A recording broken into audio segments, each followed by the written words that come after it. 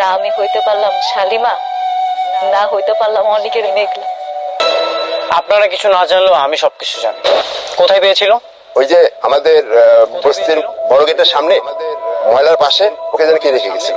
Hello বন্ধুরা, ২৯তম পর্বে আপনারা দেখতে পাবেন রাতুল যেই মেয়েটাকে নিজের হাতের পুতুল ভেবেছিল, সেই মেয়েটাই এখন রাতুলের গলার কাটা হয়ে দাঁড়াবে। সম্পত্তির ভাগ বাটোয়ারা নিয়ে রাতুল, আলতাফ সাহেব এবং এই নকল শালিমার মধ্যে শুরু হবে এক চরম গৃহযুদ্ধ।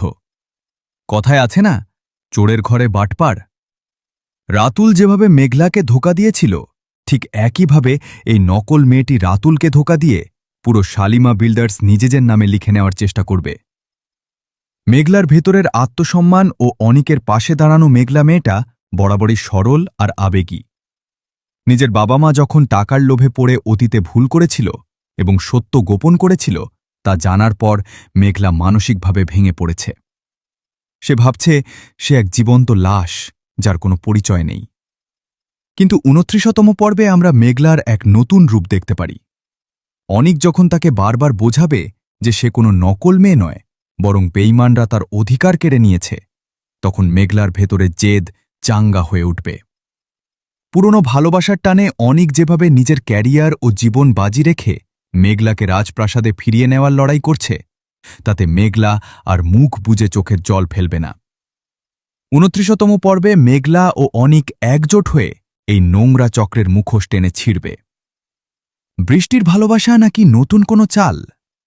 অন্যদিকে অনিকের বর্তমান স্ত্রী বৃষ্টি কিন্তু অনিককে মেঘলার ব্যাপারে সাবধান করেছে। বৃষ্টি জানে অনিক মেঘলাকে কতটা ভালোবাসে, কিন্তু অনিক যখন সারা রাত মেঘলার বস্তিতে কাটিয়ে দেয় এবং বৃষ্টির ফোন রিসিভ করে না, তখন বৃষ্টির মনে কি সন্দেহের দানা বাঁধবে? ২৯তম পর্বে অনিক আর বৃষ্টির সম্পর্কের সমীকরণ কোন দিকে মোড় নেবে, সেটাও হবে দেখার মতো এক বিশাল টুইস্ট। বৃষ্টি কি অনিককে মেঘলার অধিকার ফিরিয়ে দিতে সাহায্য করবে, নাকি সেও রাতুলদের সাথে হাত মেলাবে? গরিব ঘরের রাজপুত্র নাটকের আগামী ২৯তম পর্বটি হতে চলেছে অ্যাকশন, ইমোশন আর চরম রিভেঞ্জে ভরপুর। বেঈমান রাতুল যেভাবে অহংকার করে অনিককে চ্যালেঞ্জ ছুড়ে দিয়ে